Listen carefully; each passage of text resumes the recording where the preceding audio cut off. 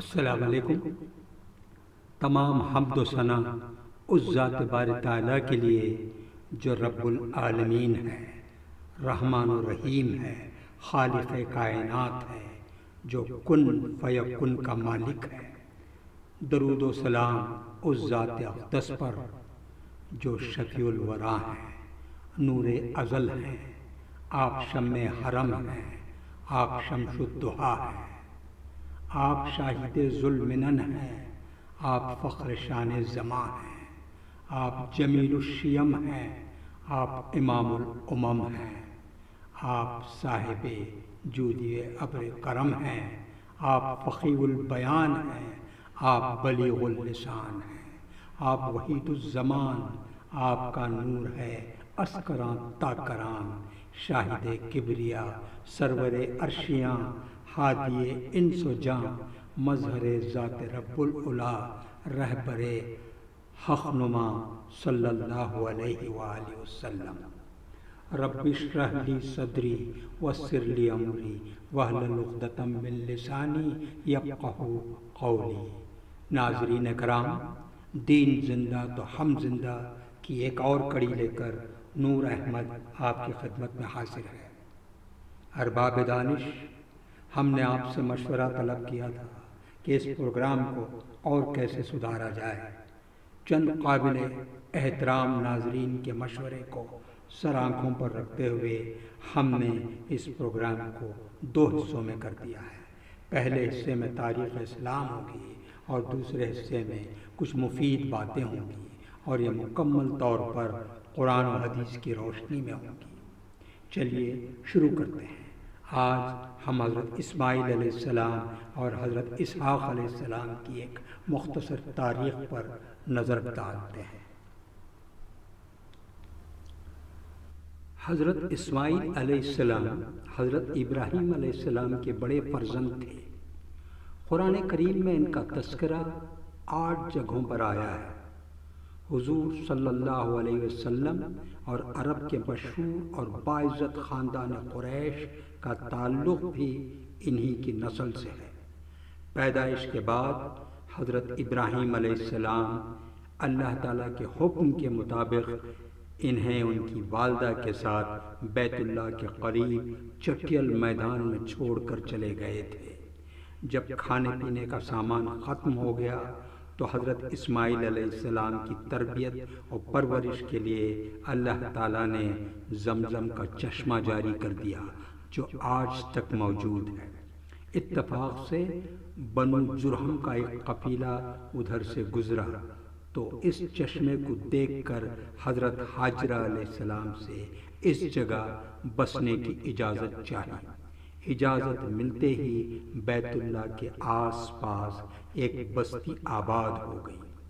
جب اللہ تعالیٰ نے حضرت ابراہیم علیہ السلام سے حضرت اسماعیل علیہ السلام کی قربانی طلب فرمائی تو دونوں بخوشی تیار ہو گئے اور باپ بیٹے کو قربان کرنے کے لیے چل پڑے۔ جب چھری گردن پر چلنے لگی تو اللہ تعالیٰ نے خوش ہو کر اس کی جگہ جنت سے دمبا بھیجا، پھر اس کی قربانی کی۔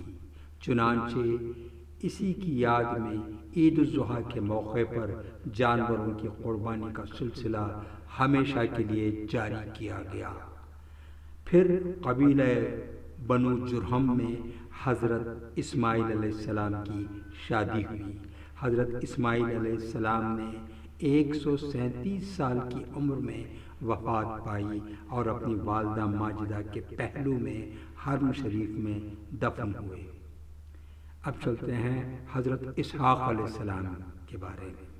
حضرت اسحاق علیہ السلام کی ولادت بسعادت اللہ تعالیٰ کی ایک بڑی نشانی ہے، کیونکہ ان کی پیدائش ایسے وقت میں ہوئی جب کہ ان کے والد حضرت ابراہیم علیہ السلام کی عمر 100 سال اور ان کی والدہ حضرت سارہ کی عمر 90 سال کی ہو چکی تھی۔ حالانکہ عام طور پر اس عمر میں اولاد نہیں ہوتی۔ جب فرشتوں نے ان کی پیدائش کی خوشخبری دی تو دونوں حیرت و تعجب میں پڑ گئے۔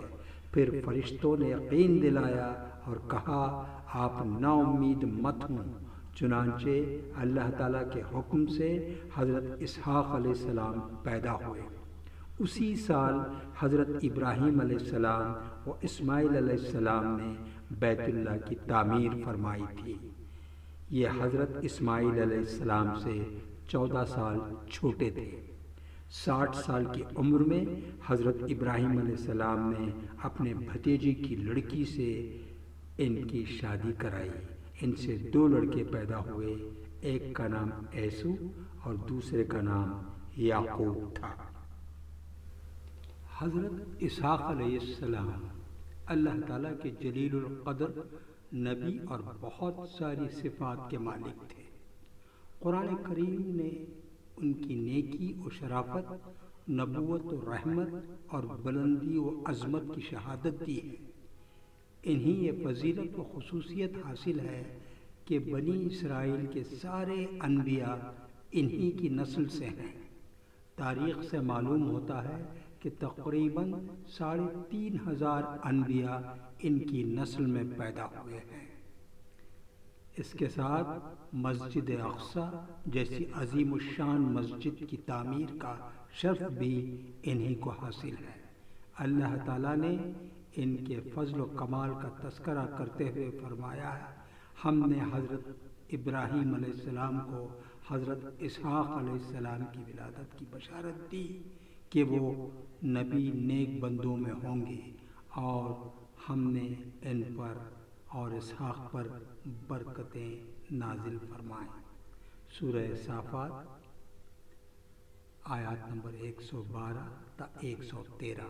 ان کی پیدائش سرزمین عراق میں ہوئی، مگر پوری زندگی ملک شام میں رہے اور 160 سال یا 180 سال کی عمر میں وفات پائی اور اپنے والد محترم کے برابر میں مدینۃ الخلیل میں دفن ہوئے۔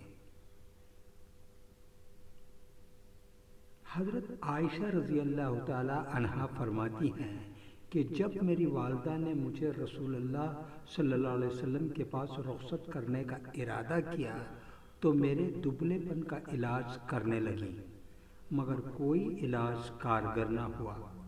پھر میں نے تر کھجوروں کے ساتھ ککڑی کھانا شروع کیا تو میں معتدل جسم والی ہو گئی۔ رسول اللہ صلی اللہ علیہ وسلم نے فرمایا، زیتون کا تیل کھاؤ اور اسے لگاؤ، کیونکہ اس میں 70 بیماریوں سے شفا ہے، جن میں سے ایک کوڑ بھی ہے۔ ناظرین، اس ویڈیو کو SSLC ضرور کریں۔ مجھے اور آپ کو اس بات کا پورا یقین ہے کہ دین زندہ تو ہم زندہ۔ نور احمد کو اجازت دیجیے، پھر ملاقات ہوگی انشاءاللہ۔ فانوس بن کے جس کی حفاظت ہوا کرے، وہ شمع کیا بجھے جسے روشن خدا کرے۔ اللہ حافظ۔